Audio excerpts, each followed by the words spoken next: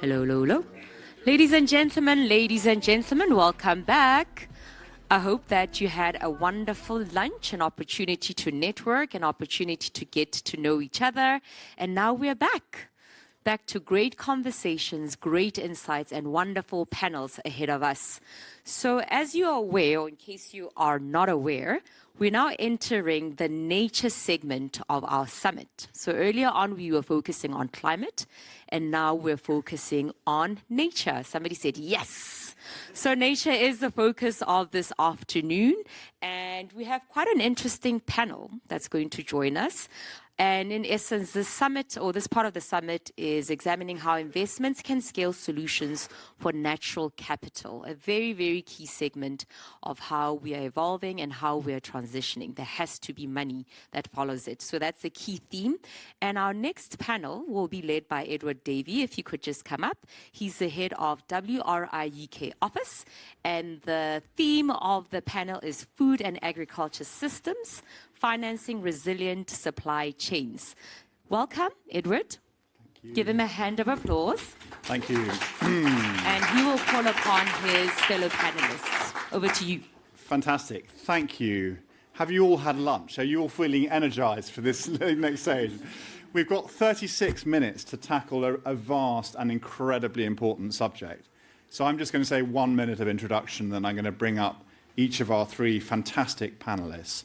So the subject we're going to be discussing is food and agriculture systems and how to finance resilient supply chains. And for context, we all know that food and agriculture sit at the absolute heart of the climate, nature, and also inequality crisis.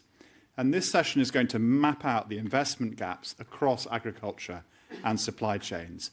And we're going to discuss across this panel how to accelerate financial models that strengthen resilience, boost productivity, and ensure the long-term supply of the food that we all depend on.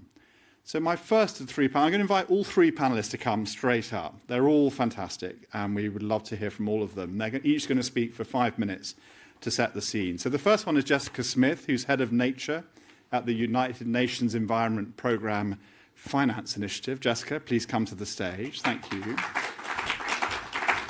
We've also got Renata Piazzon, who's the CEO of an incredible organization in Brazil called the Arapyaú Institute. Welcome, Renata. And then we've got Jessica Fries, who's the executive chair of Accounting for Sustainability, an extraordinary organization that the King set up a number of years ago and that mobilizes the accountancy world around sustainability. Welcome, Jessica. Great. I'm going to start with you, Jessica Smith. UNEP-FI has been working with banks to assess nature-related risk in their lending portfolios. And agriculture is the sector most directly dependent on functioning ecosystems, soil health, water cycles, pollination. When banks run those nature risk assessments on their agricultural lending books, are you considering that supply chains significantly more exposed than their current credit ratings reflect? Mm-hmm. Great question, Ed, and thanks so much for having me. So at the UNEP Finance Initiative, we work between the goals and aspirations that are set in the UN system and then the reality of mainstream finance. And we currently have 380 banks who are signatories to the Principles for Responsible Banking, and that represents around half the world's banking assets. And currently our leading jurisdiction for signatories is China. And we have many banks that have been going through nature-related risk assessments. I think almost all of them have it on their agenda if they have not already begun the process or completed at least an initial screen. We have a great tool called Encore, Exploring Natural Capital Risks, Opportunities, and Exposure, which helps them to get through the first step. And we have many working groups and case studies for our banks to go through. So we are seeing that nature-related risks are on the agenda. And I would say freshwater is one of the risks that is very much of concern in particularly certain portfolios in certain parts of the world. But they're also understanding how ecosystem degradation, biodiversity loss, and others, represents a threat to their supply chain. And they are engaging their clients. So we have a client engagement work stream that helps them, and we have particular questions and checklists. One really interesting finding is actually when they started engaging their clients, they found out their clients were doing more than they expected. So that's actually been a positive. Many of their clients were surprised that they hadn't been asked some of the questions before, and they were actually really pleased to be asked so that they could then hopefully be rewarded through sustainable finance products at better terms. So we are seeing an angle here on risk. However, I actually see a bigger driver, more coming from the sustainable finance teams that see opportunities for returns. So probably one of the big messages I heard out of Davos, maybe there was many big messages out of Davos, but one of them was the double-digit returns out of regenerative agriculture, and a lot of the banking industry, it's suddenly piqued their interest that there's quite a lot to do there.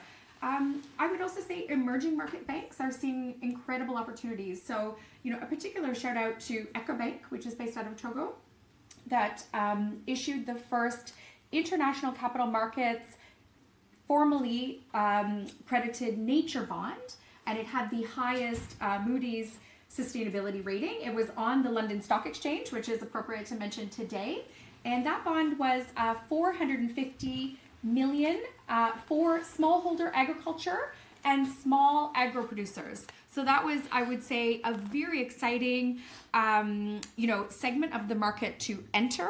And it was actually 4 times oversubscribed. So, we also see that the appetite is there in the capital markets to support smallholder agriculture. And now we just need to match that up to the right SMEs to make sure that there's the pipeline there to meet that investor demand. Thank you, Jessica. And if I may, what if you could wave your magic wand in the next year to sort of, catapult the banks in the direction of even greater investment in this area? What one thing could you do, or could this community do to help greater uptake still? Yeah, so I would say looking at individual countries, many countries have set NDCs and they've set national biodiversity strategies, and many of them have to do with linking up agriculture. So I would say if I would wave my magic wand, I would make sure that there was investment certainty by having sector-wide strategies at country level. So the Ministry of Finance, the Ministry of Agriculture, the Ministry of Environment come with a joint plan for agriculture, and then that is imminently financeable. The problem, the risk is around the lack of a clear policy environment. Thank you so much. We're now going to step down from the world for a moment and go to Brazil. But the Brazil is the world in this issue because it's so incredibly important. And there's a session immediately after this one on Brazil for those of you who want to carry on Brazil. But Renata, could you describe how this set of issues is playing itself out in your country? Yes, thank you. Thank you for the invitation. Well, I'm Renata. I'm the CEO of Arapyaú. Arapyaú, for those who don't know, is a Brazilian philanthropy who has been working for the last 18 years in the intersection between climate and development in the country, and really focused on 2 agendas: food systems and restoration. And of course, we know that philanthropy won't move the needle alone. We need the private sector, we need capital, we need the community, civil society, and academia, so everyone working together to move the needle. But we have the privilege to take risk. We have the privilege to be the patient capital and to create the conditions for new markets to emerge and to scale. So this is what we have been doing in the food systems. And just to give 2 examples, one is related to cocoa production. We have been working for the last 15 years with smallholder farmers in the Atlantic forests and in the Amazon region. We have reached now more than 2,000 families through an integrated approach. So we proved that with technical assistance, with research and innovation, with credit, microcredit strategy, market development, access to market, and also territorial governance. So it's not one silver bullet, it is an integrated approach, but through that, we could increase productivity and income of those families in more than 50%.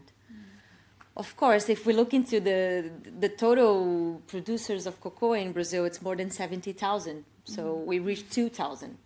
But the thing is that philanthropy can prove the concept for then the concessional and the private capital to come and then scale.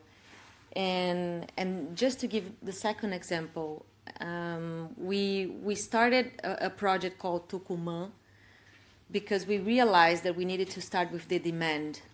Who is going to buy those products? We have been working for a very long time in supporting credit with technical assistance, but then those communities need to have access to market. And the market is not necessarily there because they need quality, they need assurance, they need long-term commitments, and the communities are not necessarily ready for that. So we started with the demand of connecting biodiversity to the demand with one of the main groups of restaurants in Brazil called Grupo Trigo, and they have 700 restaurants. And then connecting those communities and families to this group of restaurants. We had the first experience with philanthropy last year. They bought 5 million reais. It's nothing. It's very small. But it's an initial thing to prove that it is possible. And of course, then we as philanthropy have the role to make that public. We mapped more than 70 ingredients of the social bioeconomy. We made that public, and then other companies and food and supply chains could also make that connection and then increase the demand for those products.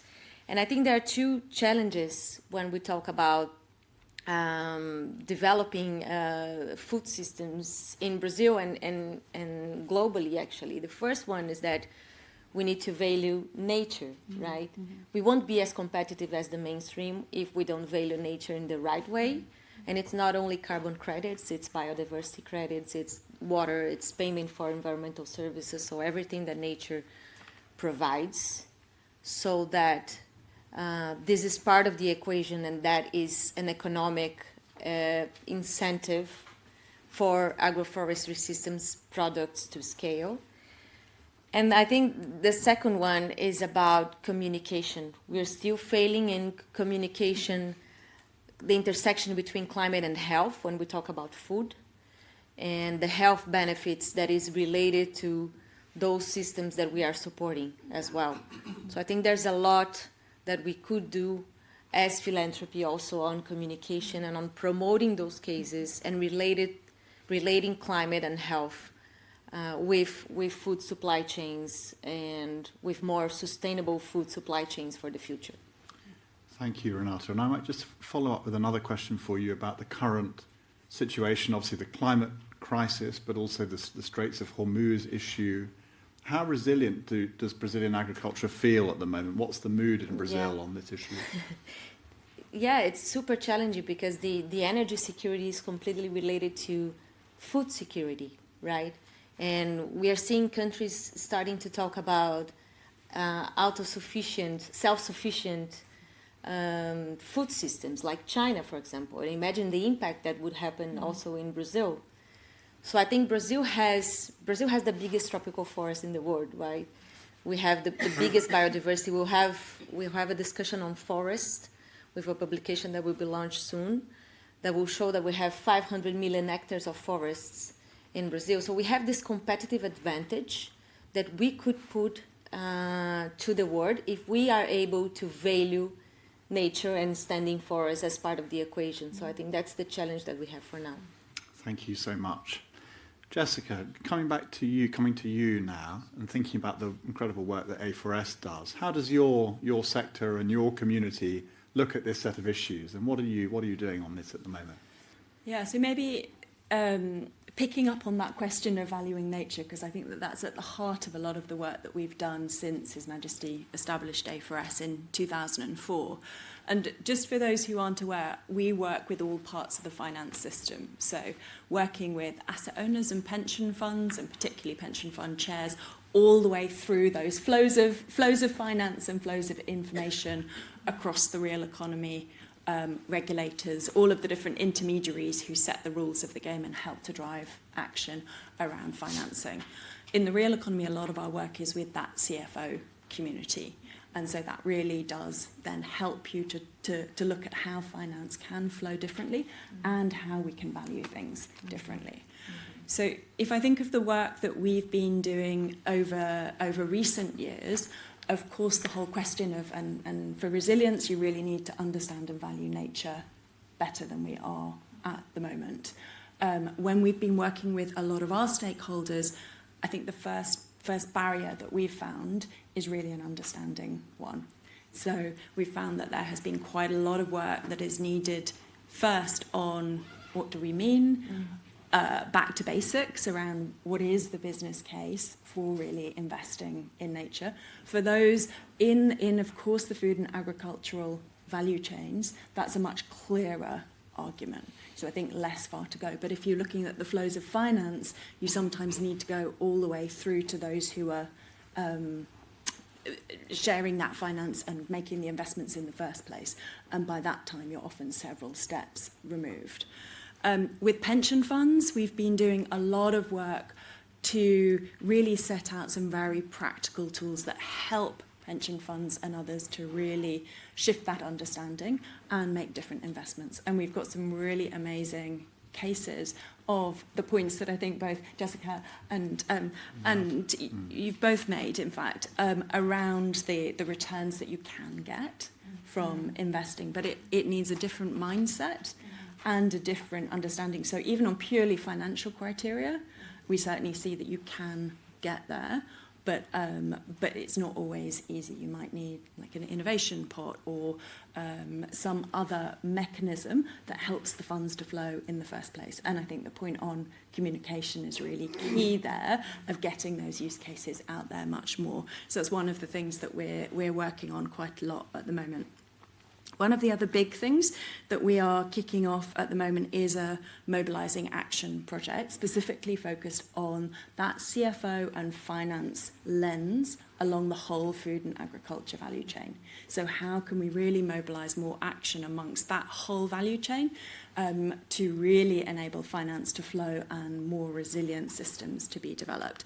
I think through that work, we're seeing really three emerging challenges that CFO finance lens can really help to overcome. The first is indeed that point on value. So how do we really unpick and shift the understanding of value? How do we measure and account for the real value that we know is there? It needs a different, as I said, different kind of mindset, as well as some of the different methodologies, approaches to be really embedded. And also the incentives. Again, I think a great example around demand levers. I think you've seen if some of the big companies are setting clear demand goals, say around regen ag, you've really seen the money flow down the value chain in response to that. I think the second big theme that we've seen, and again, building on the comments so far, is around capital allocation and financing. Now, coming back to Brazil briefly, one of the companies that I think, both on those 2 points and indeed a lot of other areas that we work with very closely and is a member of our CFO leadership network, is Natura. And I think that they've done some really interesting work in both that value space, but also in the financing space. So really looking at, in Brazil, and you will be much closer to this, high cost of capital, so high barriers in terms of investing, particularly once you start to get into smallholders and others who don't have a big corporate balance sheet, but even for the companies, clearly a barrier to investment. And so they've been doing a lot of work about how can they use their own knowledge of their suppliers and those relationships and the trust that they might have with those suppliers, as well as how can they leverage their scale to provide better financing. And this is really, I think, focusing on a market failure. It's the kind of lending that you would expect normally a bank to be providing, but for all sorts of reasons, you don't see the banks moving in and enabling that finance to flow.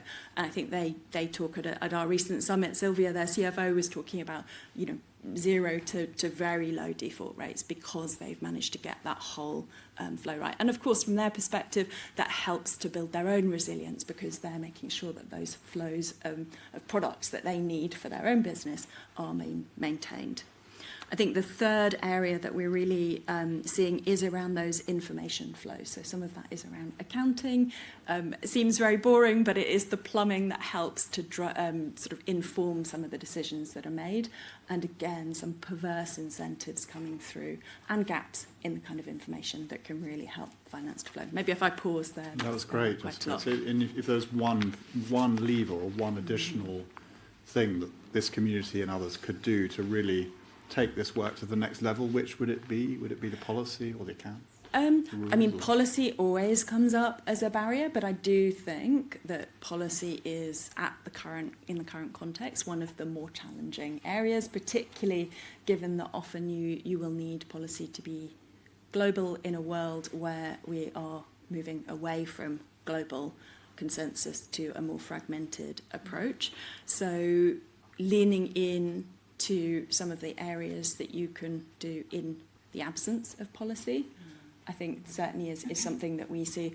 One of the biggest areas, and this is joining the dots better along the value chain, because I think you see all sorts of specific breakdowns in some of those flows of finance, in information, and actually getting the right people around the table can help to deliver near-term, really tangible change.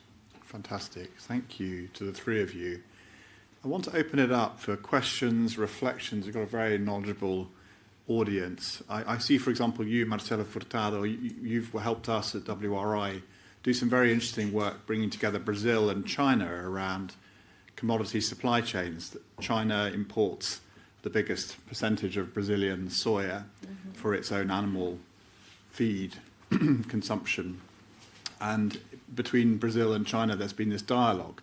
Could the Chinese government and its buyers commit, for example, to sourcing sustainably produced soy from Brazil? So even absent global trade commitments in the multilateral sphere, you could have bilateral arrangements that help things along. So it'd be lovely to hear from you and others in the room. Please don't be shy if you've got questions that you want to ask. Raise hands and I'll keep an eye out for you. We've got time. Yeah, go on, Marcelo. I'll throw two to the... Go on, yeah. I'll throw two... It is on. It's good, yeah. I'll throw two questions to the panel for whoever wants. The first one is, we have this new financial instrument called Equinvest in Brazil, and for food systems on auction 2 and auction 4, we have 40 billion reais allocated that could be used for food systems. How do you perceive innovative hedging instruments like that moving the needle? At the same time, because of your question of China, the fact that SBTI is not recognizing removals to the level that would actually have an impact for agribusiness exports, wouldn't that be one issue that this room could work to make sure that we can change that reality? Okay, so innovative hedging. I'd love to explore that, and also the question of removals. Why don't I give you each of you the floor to respond to those questions? And then I've noticed Pavan Sukhdev, who's a global authority in this area, and I wonder whether we could ask a question, and also Janneke de Vries as well. So let's have a quick set of responses, and then I've got two more hands. Go, please, Jessica. Great. Well, I might tackle the removals point, and I think there's I think this is a really interesting angle, and I've seen in the South Africa spectrum restoration bond, there was an Amazon offtake for that, and then there was an agriculture dimension. And I think moving those types of capital along the same time, create more revenue streams. And I think that was, in my mind, that was an innovative transaction, and I hope, that type of model could be repeated. In that case, it's actually created 11,000 jobs for people that are in Eastern Cape in South Africa, which is, one of the most severely poor parts of the country, with something like 65% youth unemployment. So it's a huge development dividend as well. So I think, I can't really comment on the kind of, the global processes around this, but I think in terms of a structuring approach, I've actually been very encouraged this week hearing of, still a number of off-takers in the market. So I do still believe that in the voluntary space, this will continue as a, potential revenue stream. So. Thank you, Jessica. Renata? I can get the Eco Invest one. I think it's one of the best public policies that Brazil has developed in the last years. But I think that the problem is how we get the right portfolio for those investments and the scale of those investments. We, last year, because of COP30 in Brazil, and together with Instituto Itaúsa, we mapped the solutions that Brazil is already providing to the world on regenerative agriculture, energy, circular economy, so all the sectors. And we mapped more than 70 initiatives that could be scalable in different phases, mature and initial phases, so in different phases. But the thing is that we don't have that many. And for the use of the Eco-Invest in food systems, we need to have many initiatives related to regenerative agriculture, to integrated livestock production, restoration of degraded landscapes at scale, and climate resilience related initiatives. So I think the challenge here, and that's why we are also part of the of an initiative with Instituto Itaúsa and ICS on how do we design, that is called Nature Investment Lab, how do we design financial mechanisms with philanthropic capital to leverage those projects so that then the private capital and the public and private capital could scale. So I think we're not there yet. And I did that comment with in a dinner with a person from Eco-Invest. I don't think he liked that much, but to be completely honest, I think we are on our way to build this portfolio, but we're not there yet. Thank you, Jessica. Thoughts and reflections.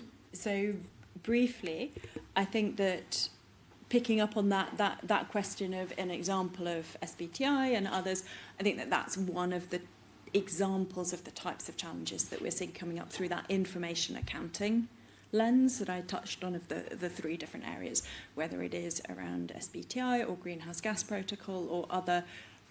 Now, of course, easier said than done because there are a lot of different views, and that is how often these global standards get developed and iterated.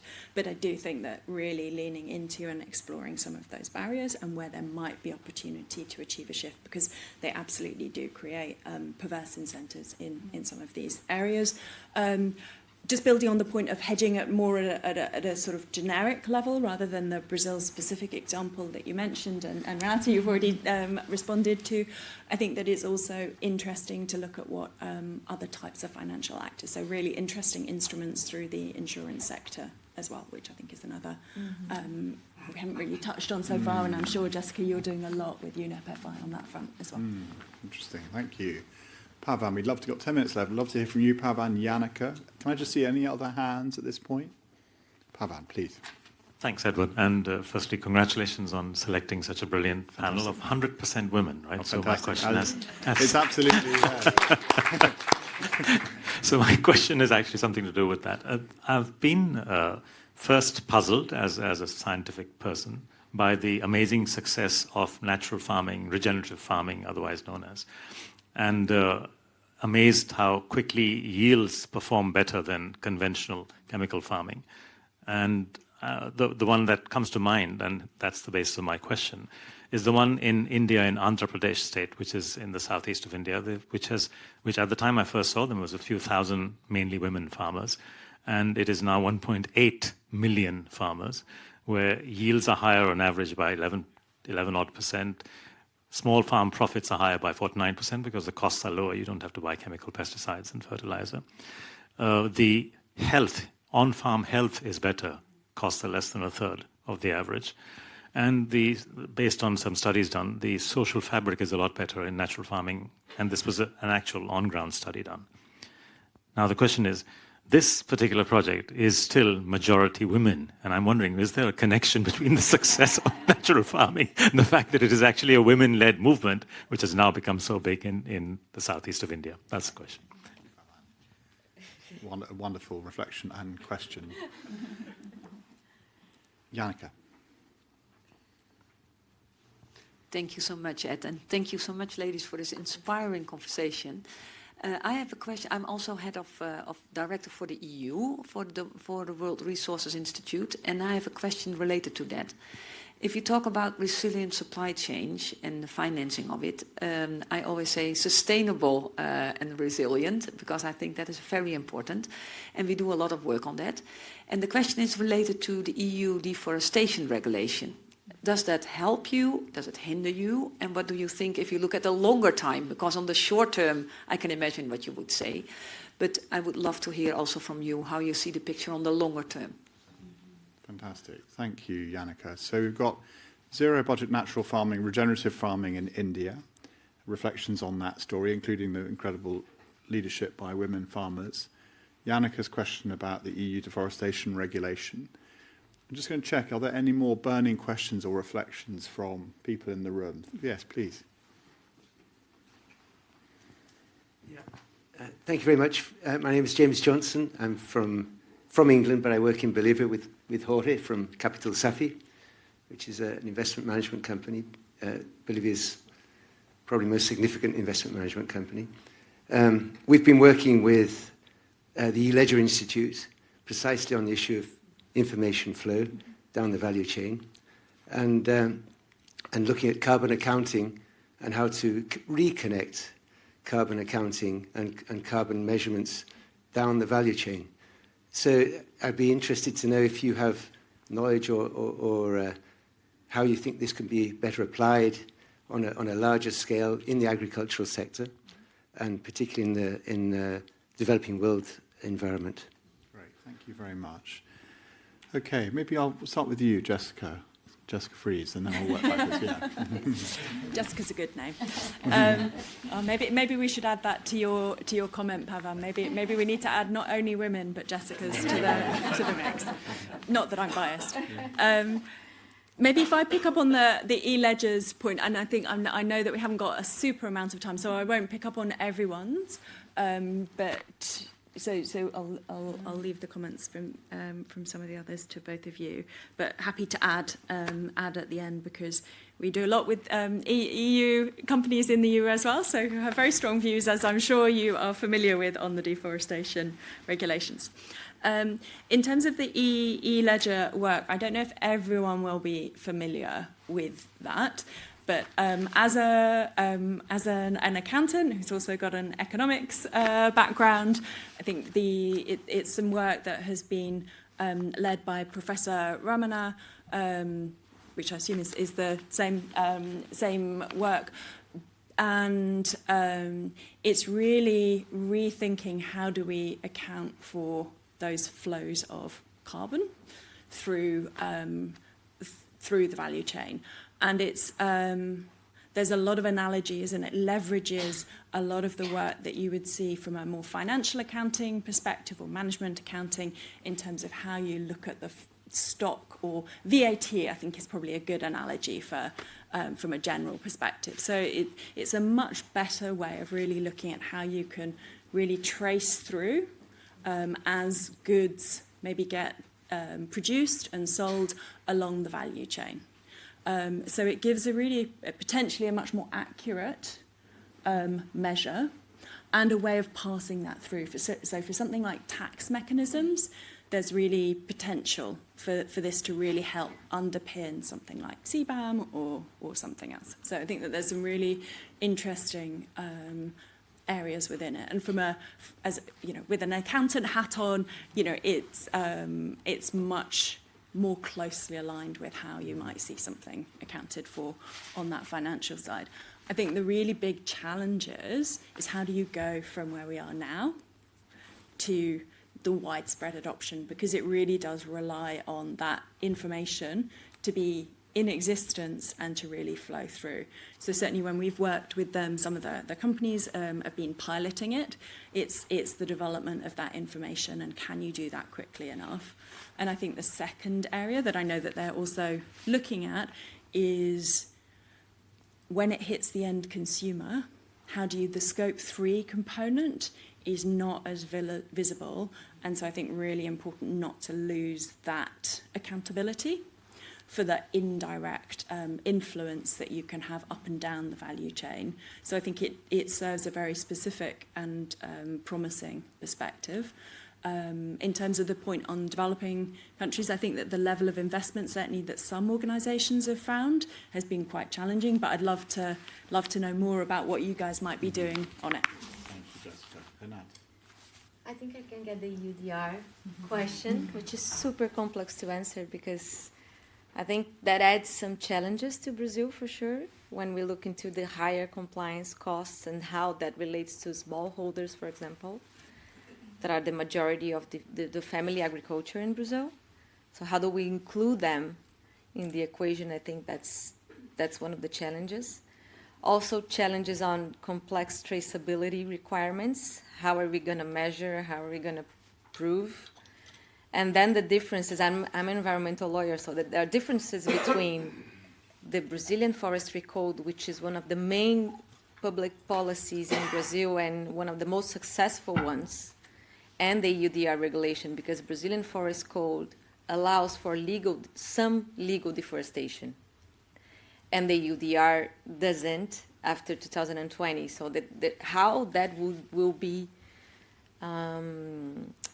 aligned, for me, that's also a question. But of course, in the other side, that brings lots of opportunities for Brazil and for the agribusiness sector, because that rewards the sustainable producers, that accelerates traceability in the other hand, and transparency, and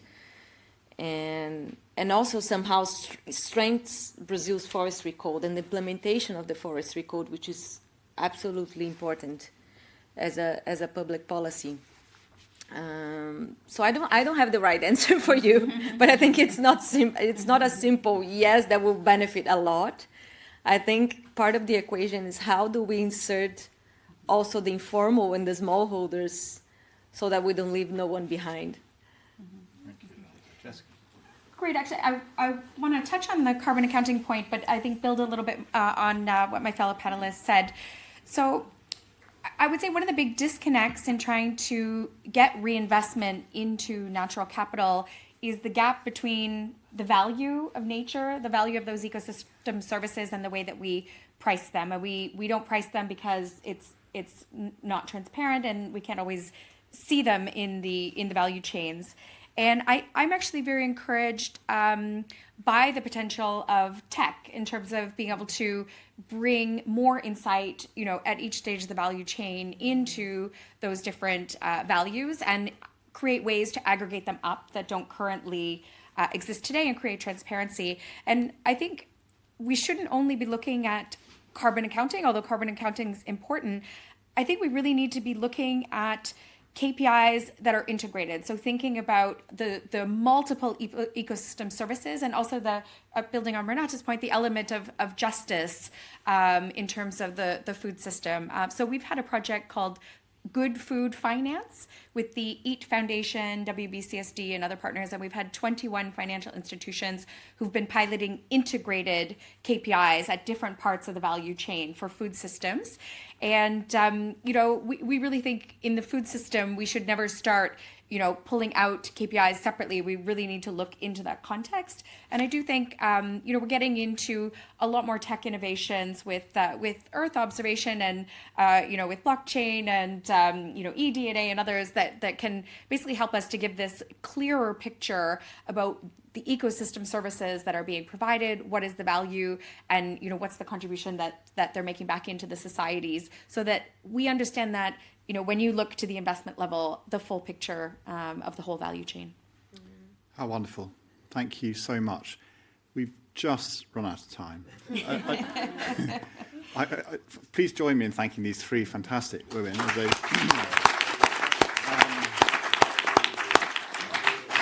I get the impression we could have done double the amount of time, but we've got through a lot. So thank you. You've so much light on this set of issues. So thank you, and thank you for being a terrific audience. To be continued. Thank you. Thank you. Thank you. Good. Thank you, Edward, for that wonderful panel. So I need to transition. Sorry. No, it's fine. No, that's okay. So, ladies and gentlemen, thank you very much for being here still with all the energy reserves that you've had. We're moving on to the next keynote, which is by Adam Roy Gordon, and he's the co-founder, president of Climate Merchant. He's going to do a keynote address. Can we give him a warm hand of applause?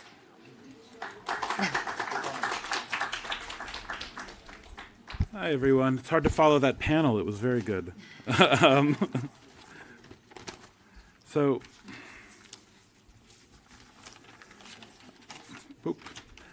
want to thank everyone. I want to thank the World Climate Foundation. It's an honor to share the stage with the speakers here today.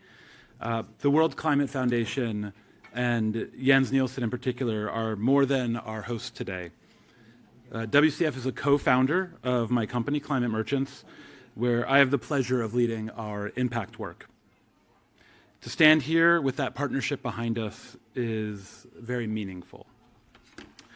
And I want to start with what we already agree on.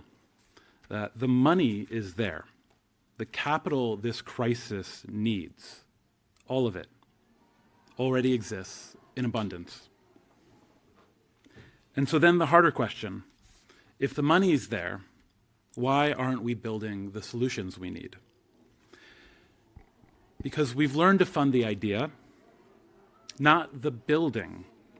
We fund the company, but we rarely fund the project. We back a technology in a pitch, and then we wonder why it never reaches the ground. There's a difference between the impact you could point to and the impact you could only model. And we have names for this, scope 1, 2, 3, so on. Forget the jargon, ultimately. It's the difference between a ton of carbon on a meter at a real site this year and a ton in a spreadsheet. One that should be there if the model holds, a promise about someone else, somewhere else, someday. One is real, the other's a forecast, and for 30 plus years we've financed the forecast. The model doesn't pour concrete, a spreadsheet's never commissioned a plant. The hardest part of climate and impact is not inventing the technology, it's deploying it. And deployment is done by people. It's done by developers who know the difference between a project that survives contact with the real world and one that only looks good in Excel. We'll always need the people with the spreadsheets. I've been one of them. I still love a clean spreadsheet, but capital alone was never enough. You need capital and expertise to be put to work on the ground where the project lives or dies. And that's why we built Climate Merchants. And our investment platform, DevCapita. DevCapita backs projects at the development stage, the stretch where the best technologies go to die. We put capital and people in together, funding released as a project earns it, with developers in the room to make sure it does. It's not a check written and forgotten, it's capital that helps build the thing. And let me make it real. In our pipeline right now, a cleaner way to make cement, one of the hardest industries on earth to clean up, clean fuel from sustainably harvested timber, old concrete made new again. And they're not slides, not to me. Behind each are real people. Engineers, founders, builders, communities. They're all betting their lives on getting this built. Whatever the tech or innovation, value is created and it is needed in the project development phase.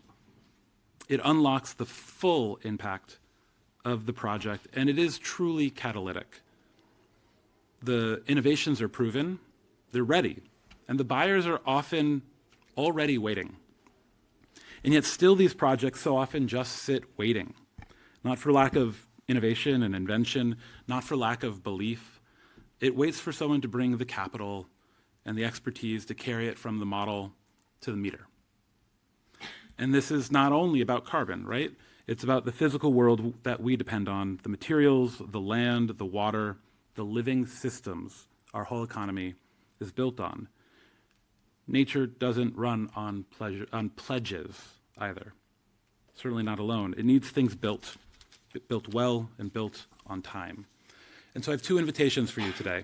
First is to invest on the ground, at the project level. the project development level even. Fund the build and not only the promise. That's where the molecule actually moves and where the returns wait for the patient and the prepared. And second, I ask you to help us change the conversation. We're doing the work to move this whole ecosystem towards real, deployed, accountable impact. And join us. This is too big for any one firm, and it's too important to get wrong. This is about creating projects on the ground, getting them built, getting them sited, building the teams, and unlocking what's possible. When we launched Climate Merchants at New York Climate Week just last year, I spoke about trade winds. The image is older than any of us. When land routes were closed, merchants turned to the sea, and they found steady currents that carried them to where they were needed and with their goods. And that's what our name means, and that's the work. To be the current that carries proven solutions across the funding gap. The winds are still favorable, and favorable winds will only matter if someone makes landfall and builds. So let's build, let's co-create the emerging climate infrastructure this moment demands, and let's do it together. Thank you. Thank you very much for those great and inspiring words.